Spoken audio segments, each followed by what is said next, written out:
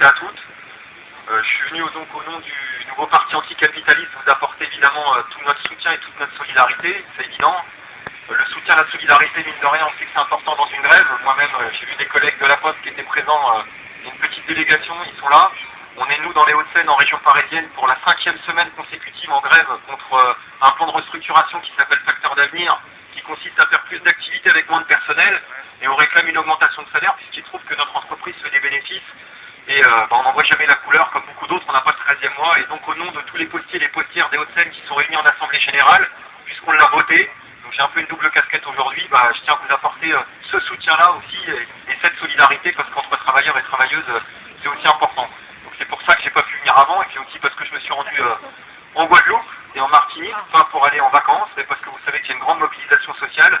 J'en suis revenu hier, et je tiens à vous dire que on s'en rend compte, la mobilisation sociale, ça peut payer. Voilà, moi je suis pas venu vous raconter d'histoire, mais il y a des mobilisations sociales qui sont victorieuses, même sur les licenciements. Je raconte pas d'histoire, il y en a qui n'y arrivent pas. Il y en a comme à Reynolds qui sont mobilisés, qui n'y sont pas arrivés. Mais il y en a aussi qui ont réussi à remporter des victoires, et des sacrées victoires, c'est-à-dire des sites qui avaient été fermés, qui ont été occupés par des salariés, contre la fermeture du site, et une mobilisation qui a été telle qu'elle a imposé la reprise de la production. Et quand vous allez dans une boîte, il y a une grève, il y a des hauts et il y a des bas, vous le savez comme moi, on ne va pas se raconter d'histoire non plus à ce sujet-là. Quand vous allez dans une boîte qui est occupée, où on n'entend plus le bruit des bécanes, et puis vous retournez quelques mois après, comme à Nestlé Marseille par exemple, et il y a eu une reprise d'activité, que vous entendez de nouveau les bécanes démarrer, et pour le moral c'est vachement important. Et quand les collègues ils ont pris le travail, je peux vous dire quelque chose, c'est que eux ils ne baissaient pas le regard, et même le repreneur, il y avait un sacré rapport de force qui était différent. C'est vrai aussi pour ceux d'IP Marty à Montbéliard, c'était vrai aussi pour ceux de Malora à Nancy. Donc je suis d'abord venu vous dire ça. Il y a des mobilisations sociales qui victorieuses, et au moment où je vous parle, visiblement, les camarades de Guadeloupe et de Martinique, ils ont peut-être, je dis bien peut-être parce que tout n'est pas gagné, il y a encore des négociations dans l'air, mais ils ont peut-être, et c'est quand même pareil, enfin même pour nous ça paraît complètement démentiel, ils ont peut-être remporté une augmentation de salaire de 200 € net par mois pour les salariés. Je veux dire que ces mots tabous, ces mots pornographiques même, il y a un peu plus d'un mois en Guadeloupe, augmenter les salaires, pas les mots sur pouvoir d'achat, pas les combinaisons à la mort moelle pour nous dire finalement on va récupérer quelque chose qu'on aurait volé pas sous forme de salaire, le mot simple, augmenter les salaires, ils se sont tellement mobilisés, ils ont bloqué l'île, ils l'ont fait ensemble, et ils ont tellement bloqué l'économie qu'ils ont obligé à la table des négociations l'État et le patronat à discuter de la baisse des prix et de l'augmentation des salaires. Et pour moi, pas le MEDEF, mais même sur le MEDEF c'est une leçon de choses. Le MEDEF n'a pas voulu, mais les organisations patronales des plus petites entreprises, elles, il y a plus de 4 jours, elles se sont prononcées pour la satisfaction des revendications. C'est-à-dire que grâce à leur mobilisation, ils ont réussi, c'est pas là une affaire quand on voit ce qui nous arrive aujourd'hui, ils ont réussi à briser le front patronal dans la table des négociations. Des mots impensables, baisser les prix, augmenter les salaires, c'est devenu envisageable.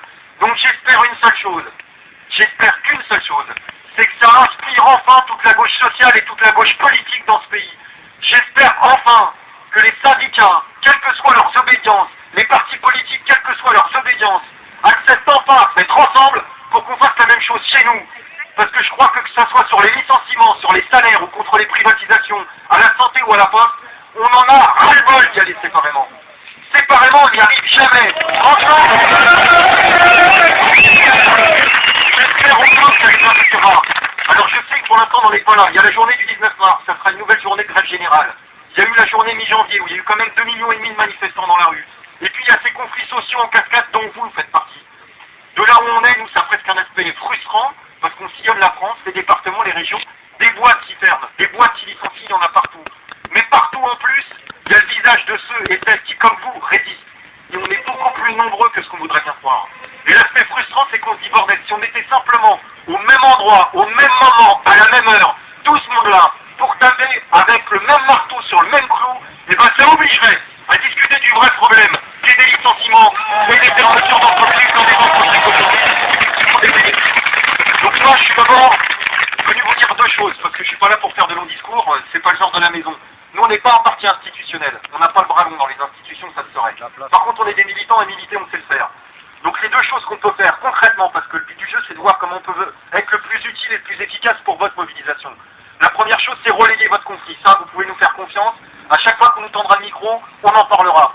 On pleura de la réalité du visage social de l'entreprise, de Pullman et notamment d'Exact qui aujourd'hui, si j'ai bien compris, au niveau du chiffre d'affaires au niveau mondial, fait 2,4 milliards de bénéfices, annonce dans le groupe Europe, j'ai bien compris, 32 millions d'euros de bénéfices, et fait quand même 320 suppressions d'emplois. Donc tout ce visage-là, parce que la contre-publicité, ils n'aiment pas ça. Hein. Des groupes comme Exact ou toutes les autres entreprises qui sont réunies, sachez-le, en général, surtout les groupes américains, mais c'est vrai des groupes français, des groupes européens, tous ceux qui pèsent un petit peu financièrement, ils embauchent des loufias, parce qu'il faut les appeler comme ça, qui sont sur ordinateur, qui voient tout ce qui sort sur Google de leur entreprise, et qui sont payés pour vérifier si on parle en bien ou en mal de leur entreprise. Et qui mettent beaucoup d'argent, beaucoup d'argent dans la publicité. Donc la contre-publicité, c'est-à-dire la publicité de ceux et celles qui se mobilisent, aussi que ça pèse sur la table des négociations, et ça, vous pouvez faire confiance pour qu'on relaye ce combat-là de façon militante, y compris dans les médias, quand on acceptera de nous laisser parler de ces choses-là. Ça, c'est la première chose. La deuxième chose, c'est se relayer ce conflit au niveau national.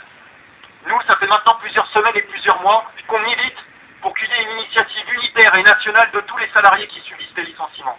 C'est vrai notamment autour des salariés de l'automobile, parce que je vous fais pas le dessin, vous avez suivi comme moi, comment le groupe Renault, le groupe Ford, le groupe PS, comment le groupe PSA, plus toute la sous-traitance, parce que c'est un véritable massacre, faire en sorte que ces groupes-là arrêtent de se mobiliser que localement, mais aillent par exemple à Paris, avec une vraie grande manifestation nationale, défilée jusqu'à Matignon, jusqu'à l'Élysée, là aussi pour faire